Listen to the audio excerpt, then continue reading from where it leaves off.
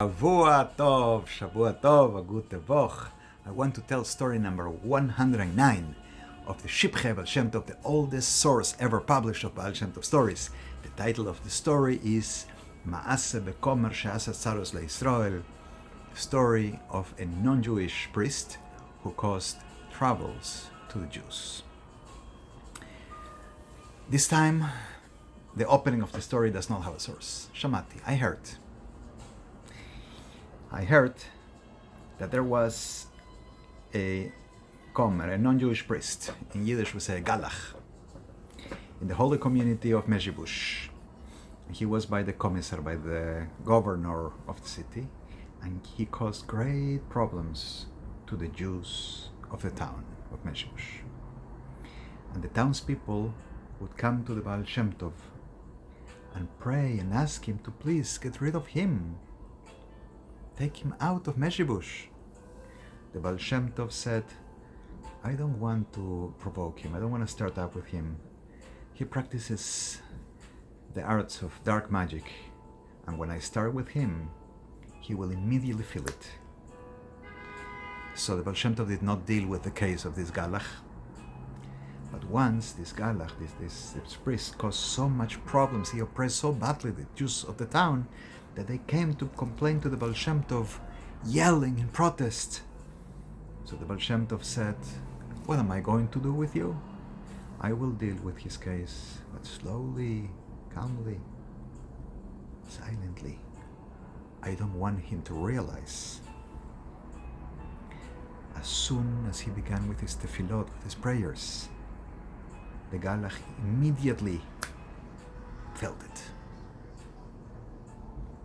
Once the Baal Shem Tov was traveling by a mountain, or up a mountain rather, and he met the Galach, the non-Jewish priest, coming down the mountain.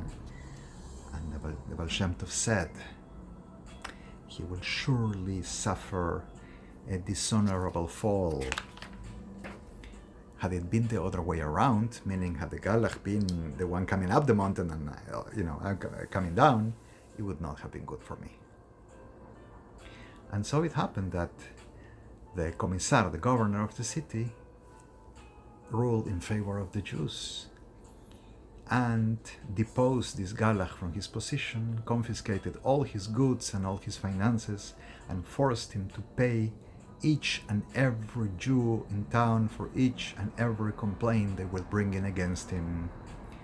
And he became impoverished, and he was forced to leave Mezhibush in a miserable little one-horse cart. Now, a source. I heard from the mouth of Reb Leib of Sinabi. I will tell you who he was. Another nusach, another version, or another piece of the story, rather. I heard that this Galach, this priest, he made a kishuf, he made some black witchcraft against the Baal Shem Tov. So when the Baal Shem Tov was traveling over the bridge next to the mill houses, there was a time when the Baal Shem Tov made a living from making flour and selling flour. The Galach, with his black magic, made the Baal Shem Tov's carriage and the horses slide off the bridge toward the water. So the Baal Shem Tov put the brakes in the carriage, and he put these wooden planks to prevent the water from coming in. I mean, it was already going into the water. And he stopped the axle of the cart so it doesn't move, and put these wooden boards to take over it the people who were inside the carriage, the other passengers, so they can get out. And he hired non-Jews to pull out the horses and the carriage. And then the Baal Shem Tov said, since he knows, the Galach knows that I am praying for his dishonorable fall, he will certainly have a bad end. I think that this piece of the story that this Reb Leib of Sinabi tells would fall probably before the dishonorable fall of the Galach, as we just told before. Who was this Reb Leib of Sinavi? This man, the one who told the story, was an Ish Lamdam Muflak. He was a great, marvelous scholar, I would assume a Torah scholar. And he was the brother of Rab David, the Sofer of Anipoli. I looked him up. There is no other mention of this Reb Leib of Sinavi other than in this story that I could find. And the town itself, called Sinovo, or Sinove, was completely erased in World War II during the terrible Volyn massacre. The town is like no more.